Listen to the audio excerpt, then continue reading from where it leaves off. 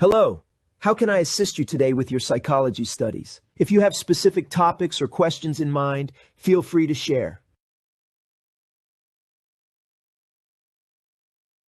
Absolutely. I'd be happy to help you structure your essay. Writing an assignment that meets rubric expectations and earns high grades involves careful planning and organization. Here's a suggested structure for your 2,500-word essay on the influence of cultural factors on the counselor and client, along with some tips for each section. Essay structure.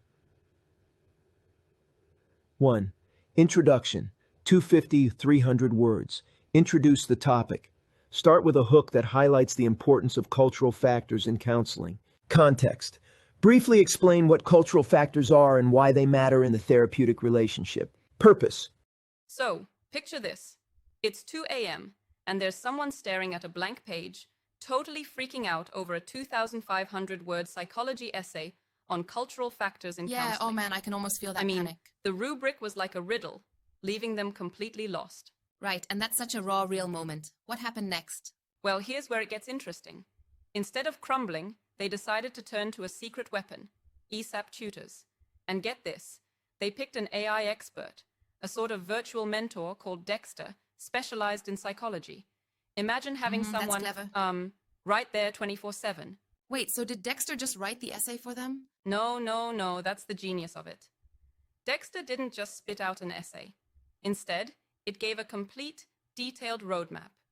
It broke down the assignment into bite-sized parts, suggested a solid thesis statement, mentioned key theories that needed to be referenced, and even allocated a specific word count for each section.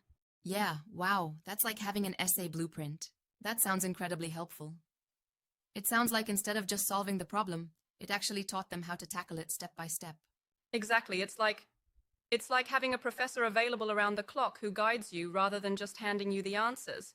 And, it flipped the whole experience from pure panic to, total confidence. Right, I love that transformation. But, isn't there a risk here? I mean, might relying on such a tool lead to, overdependence on AI guidance rather than building your own critical thinking skills? That's a fair point. And, I totally get that concern. However, what really stands out here is that Dexter didn't just do the work for them. It taught them to navigate the assignment on their own. It provided a structure, a strategy. So in a way, it's more like a training tool, helping them build a method they can carry forward in their academic journey. That makes sense. So it's less about outsourcing the effort and more about learning the process. I do see the value in that approach. Absolutely. Think of it like getting a recipe when you're trying to cook something new. It doesn't mean you're a chef yet, but it gives you the right steps to eventually master the meal. And honestly, when you're staring down at an impossible assignment prompt in the dead of night, it can be a total lifesaver. It's really an innovative way to tackle academic challenges. Transforming stress into a structured plan instead of getting paralyzed by it is a game changer. Exactly.